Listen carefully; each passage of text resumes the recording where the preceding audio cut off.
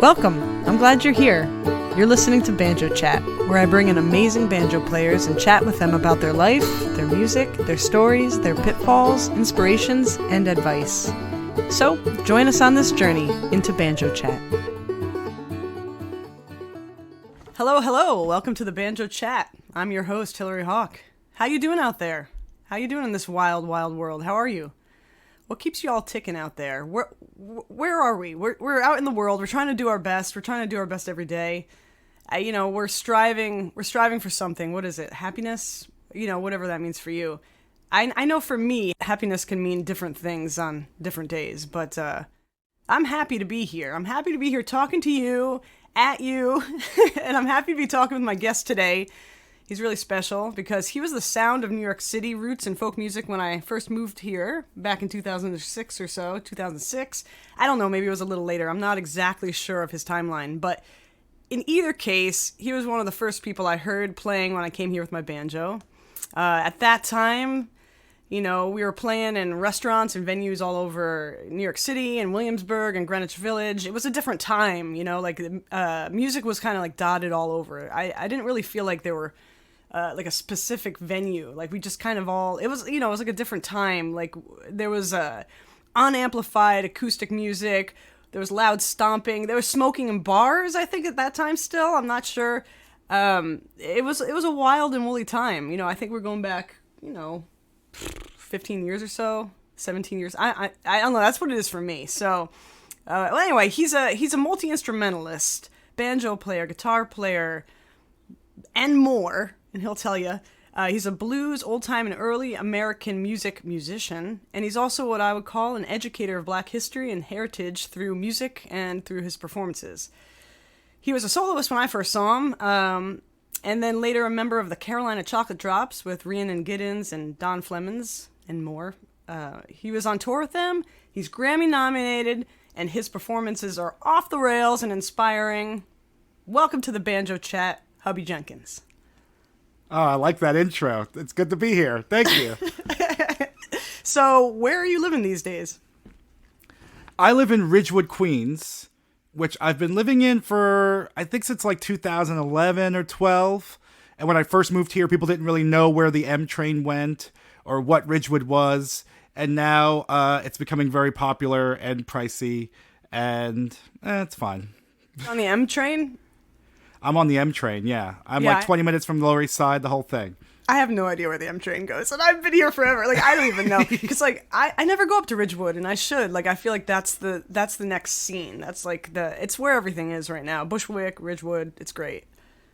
Well, it's funny, like, you mentioned 2006, and my brain did a quick flashback. I was wrong about the date, right? I'm wrong about the date. I don't know what day it was, but like that era, made me think about banjo gyms and a lot of musician friends that I came up with, and we moved, with the gentrification of the city. Like I lived in Williamsburg, got priced out. Lived in Bushwick, got priced out. Like, so you just kind of moved with it. So that being said, yeah, you should come to Ridgewood more because you have a lot of friends. Jerron Paxton lives 3 blocks from my house. Yeah. Ferrell Foster lives 1 train stop away. Albany doesn't live here anymore, but there's just like mad people in the neighborhood. Yeah, no, I really want to. I mean, I just feel like there's some good venues out there that I want to get to and play at even. So, yeah. So, in terms of banjos, this is a banjo podcast. The people want to know, what banjo are you playing? What banjo am I playing? Okay, I have 2 banjos that I play the most. One is... I'm just going to increase my volume just a little bit here. So it might be a little bit different from this point on. My main banjo, I guess, would be a Buckeye banjo. Cool. Made by a guy named Greg Galbraith, who I forget where he is. He's in like Black something, Virginia, or Lynch something, West Virginia. And I encountered one of his banjos at Joe Bass's house when I was there for a recording session, and it was like the banjo that he kept by the fireplace, and like in between takes I would play it, and I was just like, I really like this banjo. My first road banjo was a Deering Vega number 2 banjo. The Chocolate Drops were sponsored by them, so I got a very good discount on it. Nice. And it was super heavy, and it has like I think it's a iron, maybe it's a brass tone ring in it. It's just like weighs a lot.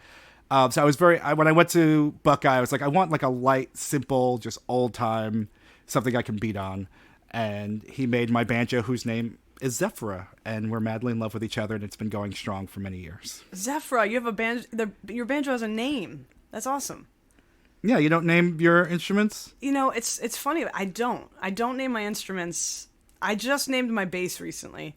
I named my bass Betty. But I haven't named any of my banjos, and I just kind of call them banj, and or like there you are, like I just speak to them. I don't really name them. I don't know. I never got into that, but no, I appreciate that you did. That's maybe I should. Yeah, I don't know. But speaking to them is on the same wavelength. Just having that relationship with your instrument, of like you're an instrument. But we're also got this relationship, and we're going to have conversations very often. Yeah, like how many of you out there name your instruments? Is this a common thing for you? Does everybody do that when they first get an instrument? I don't know. I want to know. That's interesting. It's like a poll. It's a question for the audience. Oh, right. Well, so you're in an apartment. You're in Ridgewood. How thick are the walls? Are you practicing there? How do you do this? How do you practice? How do I practice? On a good day, I try to practice minimum an hour a day. And that's usually working on something that I messed up at the previous show and fixing it. And right on. Then I always try to like give myself something new, throw something new at myself, and see what happens. It's very rare that I do scales, which is fine, I guess. And my walls are not that thick. Part of my walls I think the walls around me, there's a lot of brick going on, but between floors, not so much. So my neighbors, I actually live beneath Ali Deneen. Who plays piano and guitar and sings very well. And when we are practicing, we can hear each other like very audibly through the ceiling. And it's fine because I have a musician for a neighbor, and so they totally get it. And there'll be times where I'm sitting on my couch like, I'm going to watch another living single. And then I hear Allie start practicing, and I'm like, okay, forget it. I guess I can start practicing now. And then one last thing I'll say is during the shutdowns in my old place, I decided the violin was going to be my shutdown instrument. I was like, I'm going to finally master the violin. It did not happen. Right. And my neighbor in the building next to me decided that he was going to learn the accordion. So there was just months and months of people trapped in their homes hearing a screeching violin and a choked accordion for hours a day. And some people moved off the block. So I don't know if it's related, but I like to think that it is. Oh my gosh. Well, I'm sure anybody listening that's like a small space living kind of person can understand. It's always a thing. Like if you're a musician or if you're just like a hobbyist and you're, like you move into a new place, it's like when and how loud do you start to practice? Like when you first move into a place, like do you just like bang, like right off the first day, do you start playing loud, like to set everyone up for, hey, this is what it's gonna be, or like what? I mean, it's like it's always a thing, like that's how I get that. Oh. Yeah, I think also, like I'm born and raised in New York, right, and so I'm so used to you hear people, like you're gonna hear people that you live around. And you're going to see them, and sometimes you're going to smell them. And so noise doesn't really bug me the same way that I think it might affect other people.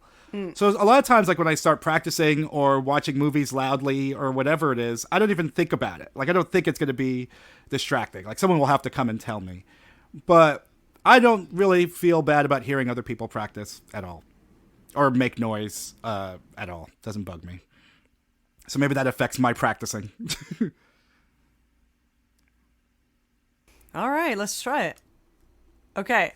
All right, we're back. We're back again. We're back. We had a little momentary technology glitch, and we were standing by, and hopefully it all works out. Fingers crossed. Okay. But that's what happens here on Banjo Chat. Like, it's like live. This is live. This is what, Hubby, you strike me as a music lover. Like myself, I'm a music lover, and many of us, and many of you out there, you probably are too. When I hang out with you, I find that you know all the lyrics to songs on the radio. Pop songs, hip hop, blues, folk, whatever. It's you've had a lot of musical experiences. Music is kind of flowing through you. You started early on, like you just have music kind of coming out of your blood. It's like when I write my bio out or like on my website, I write banjoist / musician. I write that I'm a banjoist, but I'm also like an encompassing musician. Like, how like all bugs are insects, but not all insects are bugs kind of thing. Anyway, do you feel like that's the same kind of thing with you? Are you a musician first or an artist first, and you kind of apply that to everything you do? Ooh, okay. Yeah, that's a question. I think that's a deep question. I mean, like, I do love all kinds of music. And there was a period of time when I was a kid where I used to watch a lot of television, and then when I got into the radio, I got really into it, and all I did was listen to music. Like, to the point where if my parents needed to ground me, it was no radio. Oh, wow. You know what I mean? So, yeah, I like all kinds of music and like listening to music and hearing, I don't know, just good things. So that being said, I like to play the music that I play. I like to play traditional old-time music. Every once in a while, if I'm playing my electric bass, I like to play soul music. James Jamerson is my favorite bassist of all time. Yeah. But for the most part, I play old-time music. So a lot of the music that I listen to that's not in that realm inspires me in other ways. So, listening to a lot of Fela Kuti, makes me feel like, oh yeah, we can just jam on this and drone on this one part for as long as we want. Which also reminds me of like Joe Thompson and Odell's playing, where the B part comes surprisingly, So I can make those connections in the music, or, me talking about Black history a lot, making that political, I can get my influences from other places, be it hip-hop, be it free jazz, be it whatever. I used to have a lot of stage fright, so I get a lot of my confidence on stage from listening to stand-up comedy. So, like, Andy Kaufman and Bernie Mac and Bill Hicks are, like, big influences for me there. So, I understand what you're doing with the distinction between banjoist and musician. I guess I would say I'm just a musician because I play a bunch of different instruments. But, I think any good banjo player, musician, whatever, should listen to a lot of different types of music and find ways to get inspired to play what they love from those sources. Yeah, no, I totally agree. I think that's really cool. Like, I love what you're saying about getting influences from other people. And that's really interesting and exciting to me that you listen to or look at comedians to get like stage presence and like how to get over stage fright. That's really exciting because it's almost like you throw anything out there into the audience and you kind of see what sticks or what kind of pulls people apart so that they can connect with you. And I think that's really interesting because it's like when you're on stage, you can do anything. Like you can do anything up there. And I think like seeing comedians like Andy Kaufman or Bill Hicks, it's like, oh, and they did. They did anything they wanted. They really did. Yeah. I think that's cool. I think that's the way. I think, I don't know. It's either make a character or be yourself. But either way, I think someone once told me it's like it's that amplified. So it's like you have that freedom to be yourself amplified. And you have the strength of, your talent and conviction and, the invisible wall of the stage to protect you. So embrace all of those things. Yeah, and I guess like, and in your case, you're really delivering a message. You're really delivering history and a message in a way that I was going to get into this later, but that I feel like is very, that I really love because you don't like have an ego about it. You really just kind of state the facts when you're up on stage about where the banjo came from and what it is, what it really is in society today, and how it came from the playing of black folk, and how it, how a lot of white people really got into it, and and what that is, Yeah, for sure. Yeah, that was, I learned that the banjo was a black instrument when I was 19 or 20, or maybe turning 21, and I was like, it was one of those like they've been lying to us, like what else have they lied to me about? How did I make it this far without knowing that, in a way? And it made me ask a lot of questions and reshapes my appreciation of American music, reshaped my views on our history that we've been taught, and found a place for me to like, be Black empowered Yeah. through this music and through this fact. And the thing you say about me using facts, we're in this time period now where books are being censored and history is trying to be hidden and rewritten in such blatant and racist ways. Facts are just facts. And when I'm at a show and I say a fact, I don't have to say that's why it's bad or that's why this is bad. It is just the fact. Yeah. And inside, in a heart, in a soul, in a body, people are like, oh yeah, maybe like enslaving a bunch of people and torturing them and forcing them to take on this religion is kind of bad. Doesn't have to be said out loud, but it's a feeling that you can get as a human, I guess. And so that is my goal in life, my superpower. Yeah, no, and it's amazing. I love your live shows, and I think they really are engaging, and and they make you kind of understand, how the history of the banjo was erased for a while and changed or accepted the way it had to be for a little way. I'm being a little vague, I think. But for like a lack of a better way to explain it, like I feel like the banjo is now, like being reclaimed for its Black history, and now those gaps of banjo history are being filled in, and I think that's really important. Well, I was going to say also too, thinking about when I first joined Chocolate Drops, or when I first started touring in general, the very first festival I ever played was Shakori Hills Festival in North Carolina. And I remember the first night, like, looking for jams and, like, sat around a fire jamming with people. And, like, at some point in the night, like they started telling nigger jokes, like, flying like crazy around this fire. Well. And I was like, I'm the only Black guy at this old time festival, and, like, are definitely around this fire, and took that to when I take that story, then travel to being with Chocolate Drops. And a lot of our shows early on were just about the visceral reaction of having an all-Black string band playing this music and being in these white spaces, like being at these festivals and conventions, and like, we're Black and we play this music.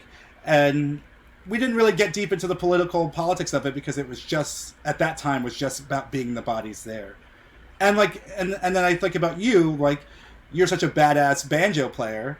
You're a woman, and like how, like I remember with Rhiannon having to deal with that a lot of times too. People are like, oh, let me show you how to do it. She's like, I know how to play the fucking banjo. Freaking banjo, And so I think like I don't know if you can relate in that way of just like what it means to be, not a white male in this music and like go out and represent.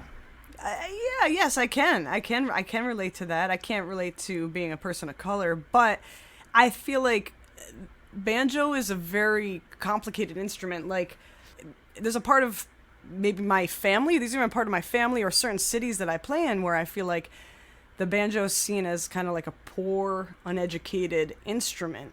So the music that I'm playing on it, even though like I've practiced and I've studied it for a very long time and this is what I do for a living, I feel like people don't think that it's making beautiful music, that it's making this kind of like music that doesn't matter, or it's like, I guess so. Yeah, I would agree with that. It's fraught, and everyone has their own image of it, and the history of it has changed from over hundreds of years of its existence. I'll try to work backwards. Maybe I was just thinking about, we talked about people's perceptions of the banjo, and then like the beautifying. People think of the banjo as wacky music or primitive music, quote unquote, and part of me is just like, who cares? Don't need them, I guess, and then also part of me, when you hear people like, I don't know, like Bela Fleck or some other bluegrass virtuosos, like, oh, now we can elevate it to classical music. Now we're playing operas and doing stuff on the banjo. I'm like, that's very cool if you want to do that, but I don't think I need to elevate the banjo to that in order for it to be a respectable instrument in a way. And also, you can't tap your foot to that, so it's not even that good. But I'm also very glad that people are doing it and looking at the banjo as something that anything can be done on. So that's a two sides of the coin thing there. And it's really freaking cool to be playing an instrument that engages people so much, even if it's like a feeling like, I don't understand that, or I don't know why you play that, or like, what are you trying to do? Like, that's kind of a cool thing. I mean, that's art in a way, you know, making somebody think and listen, you know? It goes back to your point, too. Like, when people see me play the guitar, it's like, oh, he's playing the guitar. When people see me play the banjo, they have, like, these immediate things, like hee-haw, deliverance. Yes. Like, I don't know, some racist stuff. Or maybe they know Black history or something. Like, there's always, like, a visceral, like, that banjo, you know. My granddaddy played the banjo. So, yeah, I like that point a lot. That's a good one. Yeah, yeah.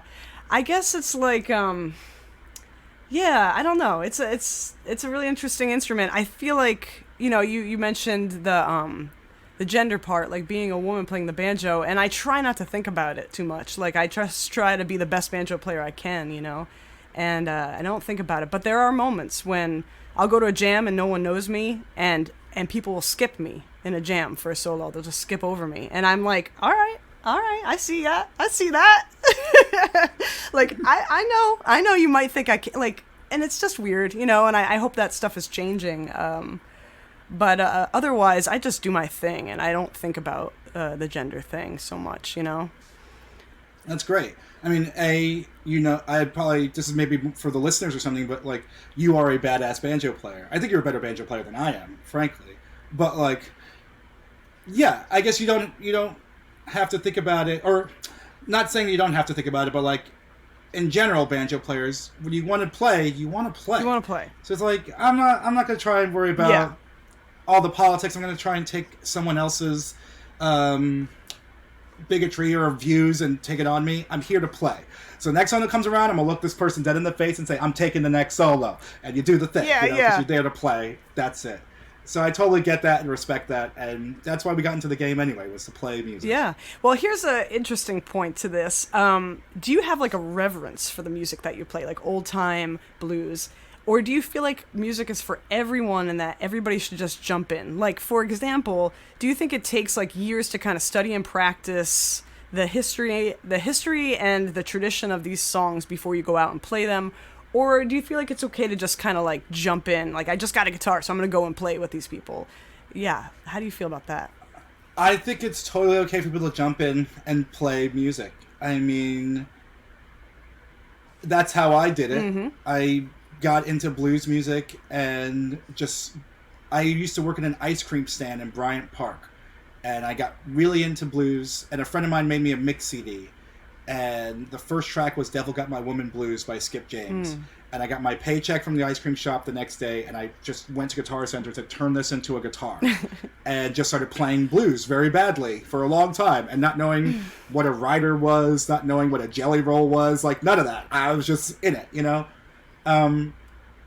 You know, not to say that these people weren't skilled or taught and all that kind of stuff, but it was people's music. Like, people learned from each other and played a lot, and that's how they got good. So I think it's very important for people to just play and not let good or history or I mean, perfect or history or anything get in the way of just playing and being good. That being said, you know, a lot of times there are songs that you might want to learn the history of. So I don't think you should just run out the gate and start playing Run Nigga Run or something like that in the banjo. I think you should, like, think about it for a second. And so it's a two-pronged thing. Play and digest as much as possible, but of course, you know, the three things to playing this music for me, when we're talking about context, is, like, be good, be respectable, and be knowledgeable. And you can do all those things rapidly. So Yeah, I was laughing, but I am actually, you know, I take very seriously what you're saying, yeah. I know. No, I said it to be funny. You know, but I remember, like, there are lots of songs that I would sing where I wouldn't think about it, and someone's just like, wait, you're going to marry an Indian squad? I'm like, oh yeah, that is kind of a weird thing to say. You know what? I'm not going to sing that anymore. Or there's a version of John Henry that I've been playing a lot lately. Lucius Smith on banjo and Sid Hemphill on fiddle. Their version of John Henry. And there's a verse in there about how a dark-skinned black woman is not good for something. And I'm like, I don't know why this verse is in this song, but I don't sing it. I just don't need it, and I don't put it in there, you know? And so that's part of, you know, just being respectable and being a little bit knowledgeable about what's going on in the song and who you're playing it for and why you're playing it. Yeah, no, I think that's really important. I think that's a great lesson for anybody learning this music. And then here on Banjo Chat, what we do is we listen to some of the music that you've recorded over time. So I actually was wondering if we could listen to one of your tunes from your self-titled CD. This is back in 2016, I think. This is your Hubby Jenkins CD. Yeah. I'm so long overdue for a record, Hillary. It's insane. I know. It's like, I'm in a bad way. But, yeah. Okay, sure. Well, I really love the version of the song. It's Cuckoo, and I think you're playing like a Rufus Casey version of the song. And the reason that I wanted to listen to this is because the lyrics are different than any other lyrics of Cuckoo that I've ever heard. I mean, like, the melody's different, but it's still like I know the song. Usually, Cuckoo to me is about Willie, and Willie to me was always this like mysterious gentleman out in the woods. Like I know Willie is often like considered to be like, I don't know, he's often in these murder ballads and stuff. So when Willie shows up in Cuckoo, like, it's this weird guy. But in your version of Cuckoo, Willie's this woman, or you say she, my darling. And so it's like a different character, and I just thought that was really interesting. So I'm going to read some of the lyrics, and then we're going to take a listen to it if you don't mind. Well, I'd like to say, yeah, before go ahead, you read it, is that, so this version, it is Rufus Casey on banjo, and it comes from an album called Black Banjo Songsters of North Carolina and Virginia, put out by Dr. Cece Conway, who, thanks for reminding me, called me the other day, and I have to call her back. And so, it's, there are a lot of reasons why black old-time banjo players were not recorded during the 20s and 30s, this golden age of these recordings. And so a lot of folklorists and ethnomusicologists kind of tried to work to fill that in. Two most notable being this album and Altamont by John Work III, who was an ethnomusicologist at Fisk University, who put together string band, banjo, old-time, non-blues, non-religious string bands. And Altamont is the jam. But anyway, so that's the importance of this album, and that was the importance of this version. And when you hear, like, Willie, she's my darling, she's my dear, whatever, that's also something you hear in blues songs. Like, Willie comes up as a character. I mean, you have Willie the Weeper, who's, like, the dope smoker, but then you have, like, this Willie who's, like, will be a woman or a lover or someone who's knocking on the door. So it also gives it that other connection to blues music by having that be the reference for Willie in this version of Cuckoo Bird. Well, I did not know that. That is really interesting. And I actually have this album, and I didn't realize this was on there. So, yeah, amazing. Okay, so I'm going to read the lyrics. So it's got the usual, cuckoo is a pretty bird. She warbles as she flies. She never hollers cuckoo till the 4th day of July.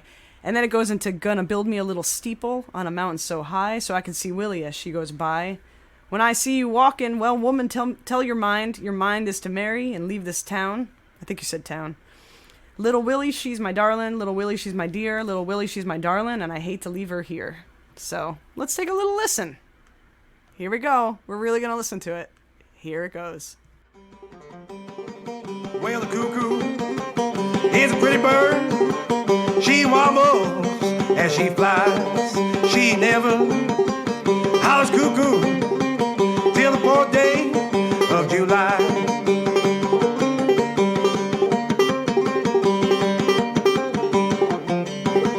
Gonna build me little steeple on a mountain so high so I can see Willie as she goes on by.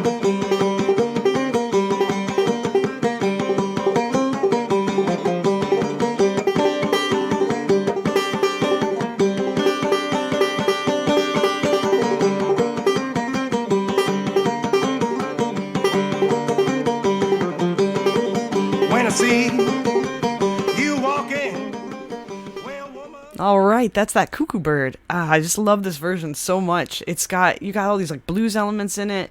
It even sounds a little bit like rock to me. It's just great. That drive is just pushing forward, and kind of reminds me of that old time tune, the Paddle Roller song. And yeah, and it's amazing how much you step away from the Clarence Ashley version of the Cuckoo, which I kind of feel like is the standard. I think it's a little fast on that record, and which is cool. It has its own energy to it. Rufus Casey's version's a little bit slower. His banjo's way more out of tune, and yeah, it has that, like, riding that third string, like riding that G string, dong gong gong gong gong gong gong gong gong, which is just such a good, simple groove to lay down on the banjo, but feels different. And so when you get to that B part, and you get to the B part whenever you feel like it, so it's that much more shocking and like lifting to get that high, and then dong, right back to that. So I just love that about the song, period. And I forget Clarence Ashley's version, but I think he has a kind of ticking, like there's a high. Yeah. You know, all the versions have that too, so you could really hear the roots of it still in that version. But yeah, it definitely takes it to another place. Oh yeah, it's really cool. It's so cool. So are you playing mostly solo these days, or are you playing with a band? I'm playing mostly solo, and teaching at a lot of camps. I've been picking up some gigs with Ebony Hillbillies when our schedules allow, which has been funny. They've been the first all black string band I ever heard of or saw in real life was Ebony Hillbillies, so that's kind of cool. And I've been picking up gigs playing with Phil Wiggins, who's a blues harmonica player who's in a duo called Cephas and Wiggins for a long time. Oh, yeah. And so we've been doing some duo shows and a trio with this fiddle player, Marcus, and that's been pretty groovy. We were like in Alaska recently and ate like 2,000-year-old ice or something, and that was cool. Wow. And yeah, but mostly playing solo with like dreams of making a trio, and mostly just getting like, I have ideas for albums and music that I want to record, and they gotta come out. Yeah, I think that's great. I mean, I was just thinking about this today. Like, if arts were properly supported in the United States, there would just be so many opportunities for great music to be made and for time to be spent on music. It's just, come on. Let's just, like, support the arts, fund the arts, because it's hard, man. It's hard to make something, because, like, in New York City, we have to work so hard to just, like, live and be, you know, and you don't have the time to kind of create, you know. You have to have the hustle culture. You know, it's kind of like, you know, friends who live in Berlin, like, I make fun of them because the government's just like, here's money, and, like, your apartment's cheap, and, like, whatever, you know, and they got no hustle, you know, and I'm like, you guys got no hustle. That's true, we got the hustle, though, we got the hustle, yeah. You know, and so I appreciate having that, but, you know, but it's like you said, there's something that's to be said for just being able to make art, you know, and I remember when Patti Smith's book came out, the memoirs, the first one, Just Kids. Oh, okay. She did an interview where she said, you know, they were asking, did you read Just Kids? No, I didn't. I have M Train. M Train's the one after. M Train's good too. It's a lot more about like Detroit and I think it's like after her house, after Sandy. Oh. In the Rockaways, but Just Kids is really about like New York 70s, 80s, and like her relationship with Robert Mapplethorpe, who's this wonderful photographer. And so she talks a lot about New York and the music scene and just being in New York at that time. And so in the interview, the guy's like, does the New York from your book exist still? And Patty's like, no, it's absolutely gone. You know, New York is not for artists anymore. And so, like, if you want to live something close to that life, if you want to live like an artist, she suggests Detroit and Pittsburgh and these other places where, you know, you can just afford to create. And I like that, but, you know, native New Yorker. Yeah. I think that despite how much this city seems to revere real estate and finance and cops and robot dog cops and whatever else, like, it's still a place for arts and for culture and community and being around people and having a little hustle in your life is not that bad. So it is all those things. I do love New York and I love being here. I mean, I'm you know, I always stay here. The people here are amazing. You get things that you really don't experience in other places, and I stay here for a reason. Sometimes I don't know what the reason is, but I was wondering, could you name a couple tunes that you think are like need to know, must know tunes for a person that's playing banjo or folk or blues? Like, you know how Johnny Cash did his, like, what was it, 50 or 100 must know songs or must sing songs. Like, if you had to be like, these are here's 2 songs that you must know. Like, for example, I'm gonna name one. I hope it's not one that you were gonna name. Like, I feel like Darling Corey is a song that you should know. Like, people that are learning this music, learn Darling Corey. Like, learn it or like learn about it. I feel like that's like a must know tune. Are there any tunes like you feel like that? Ooh, that's another deep one. I've never thought about it that way. I think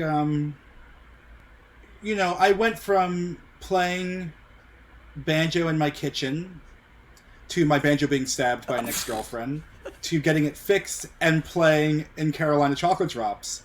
And, my first year with Chocolate Drops, we did Wow. 200 shows that year. So, like, I really learned how to play banjo on stage. And, so I still to this day have not been to a fiddle competition. Like, I've never been to Galax or any of those things. I've jammed intermittently, but I haven't been to as many jams as people who jam. And so I always find myself when I'm in those sort of situations where people are like, oh, let's just do this song. And I was like, I don't really know it. Like, I put in a lot of hours on the banjo. Like, I'm pretty adept. And so I could pick it up usually by the third time, fourth time around. But, I didn't have that in that same way. So that being said, what are some songs I think people should know? Right now, I'm going through a Gus Cannon phase. So I think everyone should know Jonestown Blues. I think everyone should learn how to just kind of old-time pick and be gentle and comfortable with their banjo without hitting it. And just feel a blues form and feel that the banjo can do these other things, which I really like. And then when it comes to just like standard clawhammer songs, I don't know. I think like Breaking Up Christmas is good to have in your pocket. It's really fun to play. Good techniques in there. You could whip it out at every jam and people will know it. I forget if it's in G or A. I think it's in A. And then I would do like Groundhog or something funny. It's good to have like a funny one. Old Groundhog, or what's the one where the old lady wants a rabbit and the guy's like, woof, woof. What I'm talking about? Oh man, a dull dog sitting in the shade as dogs want to do. It hears the master calling and answers like this, woof, woof, yonder it go, yonder it go. Can't you see? I don't know that one. I think... Wait a minute, that does sound familiar though. Oh man. I think like the Ramblers do it. Like, I forget if it's Cohen or Mike Seeger. Oh yeah, you're right. You're right. Yeah. I'm forgetting the name of that. Yeah. I think it's on their that's such a kids good album. one. But yeah, but that's the ones that come to me. But I think it's really play what you have a passion for. Listen to as much music as you can, like we were talking about earlier in the conversation. But really, just play what you like and like follow that. Don't be swayed by whatever. And I think you'll find that your repertoire will build up over time. That's nice. Surely. Yeah. Well, any like last words of folks out there, up and coming musicians that are trying to stay grounded in this crazy world of social media and comparison? How do you stay grounded? How do you stay Hubby Jenkins? Ooh, how do I stay grounded? How do I stay Hubby Jenkins? I think that there's many things I do. I like to listen to one new album a day. I listen to something I've never heard before every single day, whether it's a compilation of old time music or a brand new rap album or something new to the ears every day. Usually with my coffee in the morning. And play. Make sure you play as much as you can, and even if that's just 15 minutes a day, like, you will always learn something. And I never feel more grounded or more centered than when I'm lost in playing. And whether that's practicing or jamming or on stage or just strumming it as I walk by it on my way to the bathroom, just find that center while you're playing. Yeah, and find that center. I love that. Like, because to me that almost feels like find that groove. Like, find that spot and just like groove on it. And there's no right or wrong way. Just play. Just play and just be in it. And yeah, I feel that. This past week, you're talking about listening to music. This past week, I've been listening to your album. I've been listening to the Carolina Chocolate Drops, Leaving Eden. I'm not sure how many albums you're on of theirs, but I've been listening to that. I've been watching your YouTubes. I've just been keeping your music in my head this past week. So I just invite folks listening out there to do the same thing with your music. And I saw you have another album on Bandcamp called The Fourth Day. Yeah, I've been on a very deep spirituals and gospels and history of Black Christianity kick. And so that was like an EP that I put out during the shutdowns of some of my favorite and I guess more obscure spirituals and songs. It's pretty good. All right. Well, this is so fun. I love having you on the Banjo Chat. This has just been an awesome time. And so thank you for being a guest. No, it was great talking with you. We need to hang out more often, and I'm glad to be here. Yeah. Oh, so good to have you. And if you want to check out Hubby's music, you can go to hubbyjenkins.com. That's HUBBYJENKINS. And go to hubbyjenkins.bandcamp.com and buy those albums. Support the arts. Everyone, thank you for listening. You guys are the best audience. If you have any questions or comments, you can email us at banjochatpodcast@gmail.com. And you can follow us on Instagram at banjochat. And we'll see you next time. Bye. Bye. If you'd like to support the Banjo Chat podcast, all you got to do is help it along with a little like, a little subscribe, and a little review, and that'll help boost it a little bit so I can keep making these for you.